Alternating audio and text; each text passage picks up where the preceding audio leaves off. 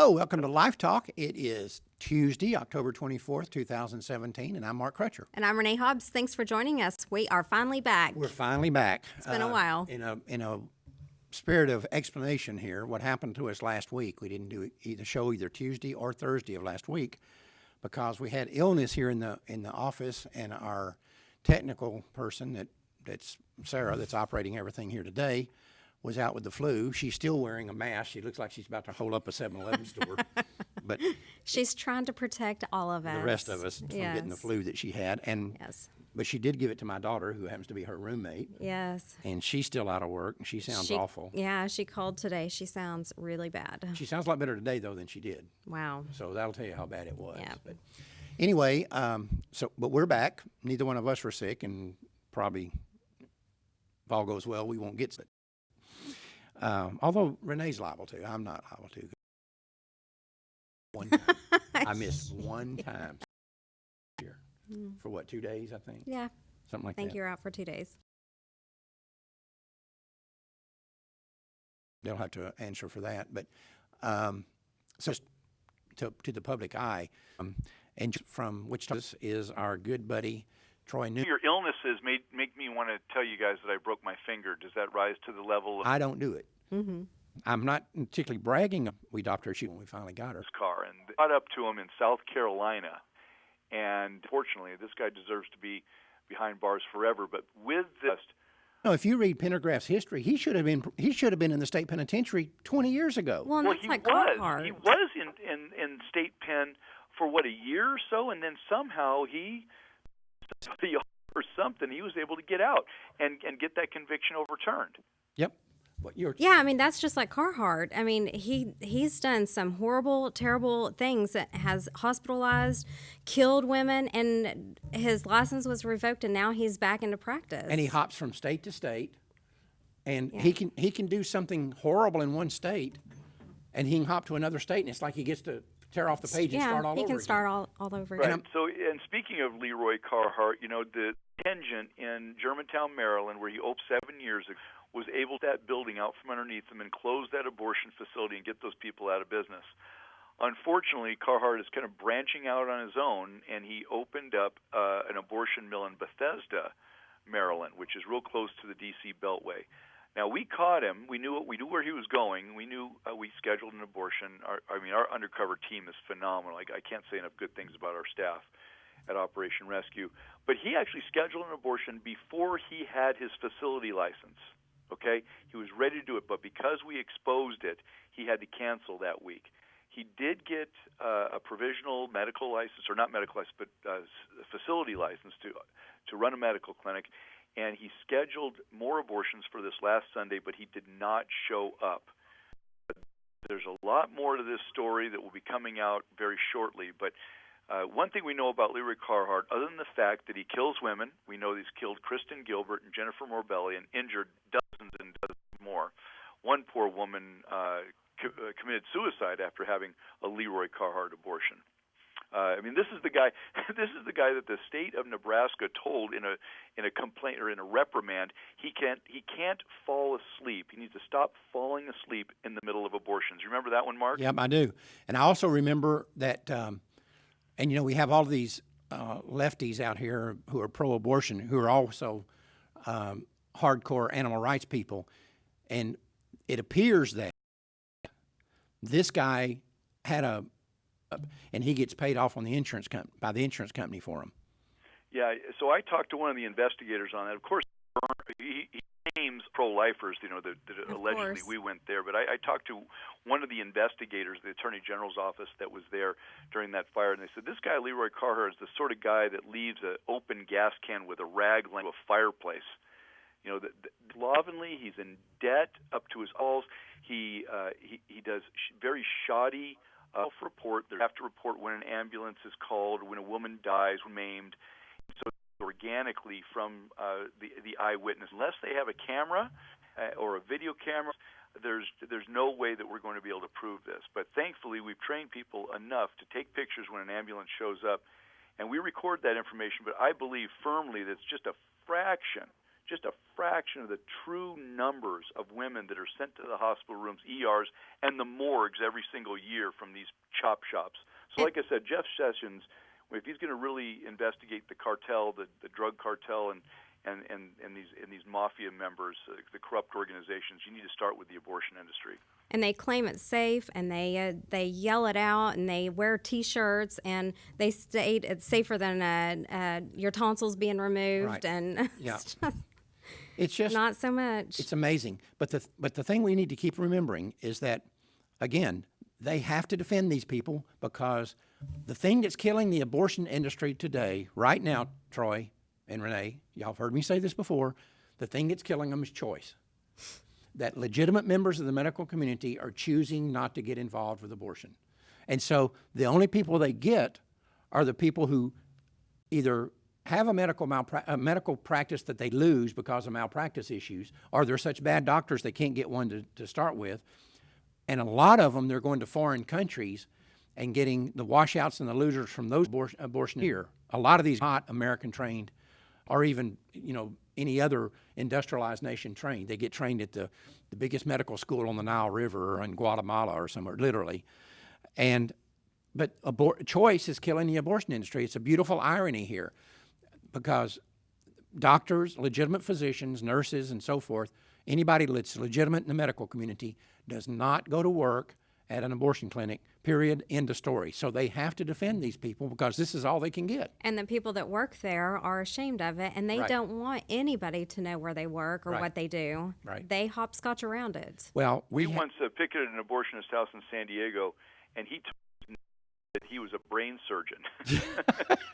I mean, that's how ashamed he was. He just want to tell these people he's an abortionist. But no, you're right. I wrote about this in my book, Abortion Free, that you do not rise to the level of an abortionist. You work really hard to become a neurosurgeon, a pulmonary surgeon, an oncologist.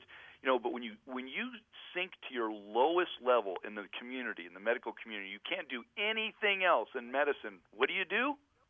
Abortions. Become an abortionist. you go to work in an abortion You clinic. kill babies. That's right. For a living. And now, of course, because they can't even get doctors to do it, you have these states, California, for example, passing laws to allow non-physicians to do abortions. What happened to the argument, Troy? 35 years ago, when I would debate the abortion industry, one of their standard arguments was, we've got to have abortion be legal so it can be done by medical professionals, physicians who are trained and and graduate from medical school. That's the reason it has to be legal, so it's not done in back alleys. Well, they're scrambling to get whoever they can, because nobody wants to do it. Or nobody wants to do it. Well, and we've chased off all or many of the abortionists recite these numbers. Mark, you're the first one to record. We had about 2,200 abortion mills in 1991, the high water mark for the abortion industry in America. That number now is down right about 700, a little over 700 abortion mills. Well, actually, 70%, if you just count surgical abortion, it's about, 525? 515, yeah. Yeah, something like that. Yeah. So the medical abortions are on the rise, and surgical abortions are on the decrease. But overall, the numbers of abortions, the aggregate numbers, are lower. yeah, oh, absolutely, tremendously lower.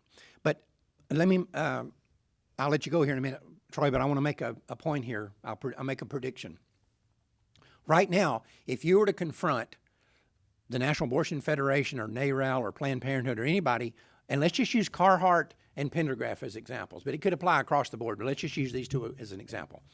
If you were to confront them about the things that these guys have done, the standard thing that you would get back, because we've gotten this back a million times before, is, oh, they're great doctors, you're just attacking them because you don't like what they do. It's a political witch hunt. High-quality medical person that we're very proud to recommend and very proud to have them be members of the National Abortion Federation, and yada, yada, yada. That'd be the argument that you got. But the minute that these guys get absolutely caught, and they're caught in the trap where they can't get off, and maybe wind up going to jail or lose their license nationwide or whatever, then all of a sudden, when you start talking about how bad these guys are, the same people that would now defend them are going to come back and say, oh, but they're the outliers. They're not like the rest of our guys.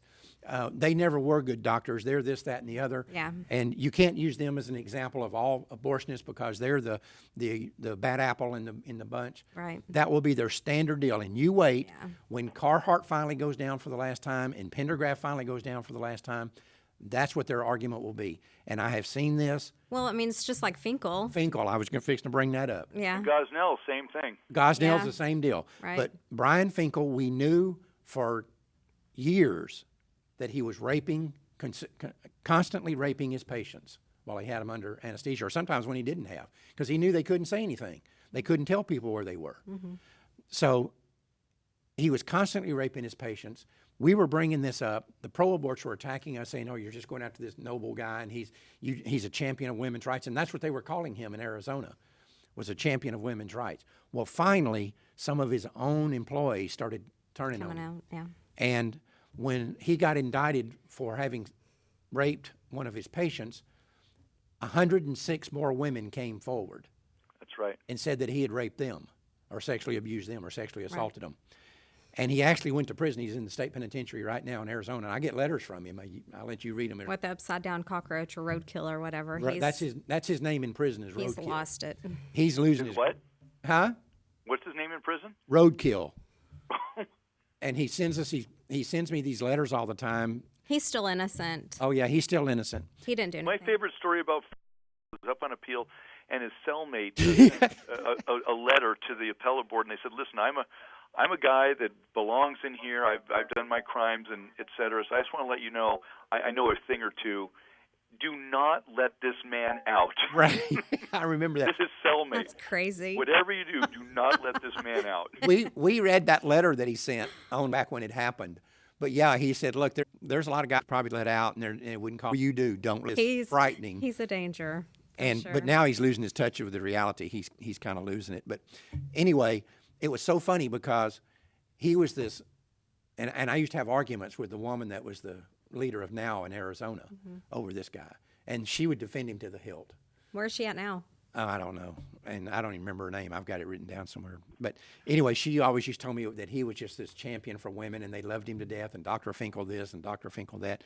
And the second he got convicted, all of a sudden now, he's the outlier. He's the unusual one. No, all of our guys aren't like him. They will drop him in the grease in a heartbeat. And I'm telling you right now, that is exactly what's going to happen with Pendergraft. That's exactly what's going to happen with And Carhart. Carhart. Yeah. And it's exactly what's going to happen to about 90% of them out there. The second that they actually get caught and they can't be used anymore as abortionists, these people will turn on them in a heartbeat. Yeah. But that's who they are. we've seen it before. We'll see it again. Is that it, Troy? That's all you got? Running down the abortion industry all day, but for now, I think that's a good update. I think so too. I appreciate your keeping up with all that stuff, and you guys at OR do a great job of not letting these guys get away with too much. And still, Troy, as good as you are at that, and as much as we do that sort of thing, and there's other groups out there that do it, and all these sidewalk counselors that are on the sidewalks in front and do it, I still guarantee you, Troy, they get away with 90% of the things they do. There's no doubt. We'll never know what goes on in between those We never know what goes four on. walls. That's right. That's right. Well, thanks for helping us out, Troy. We appreciate it. See you later. Thanks. Bye-bye. Well, This is a never-ending stream. it's just a matter of time, It's isn't just it? a matter of time before they get them. Yep. And like I said, the second they do get them, the abortion industry can deny that they ever knew them. Never even knew who these guys were. That's how loyal they are, isn't it? they don't know loyalty. Yeah. Anyway, what else That's you have? it. Yeah, just send us any suggestions or show ideas. ideas. Right. We would love to have those, and if you do, we'll send you a mug. And if I haven't sent you a mug, and you've given us a show idea, let me know. No, let me know. Let me know. Call the office or something. Call somebody. But yeah, she's real bad about promising mugs and then not sending them out. So she's getting better. I think I've only done it once, honestly. Well, whatever, ever how many times it is, we're gonna milk it for all it's worth. Okay. Anyway, Let us know. That's all the time we have for this show. We will see you again on Thursday. Until then, remember, Life Dynamics is not here to put up a good fight. We're here to win because winning is how the killing stops. See you then. Have a good evening.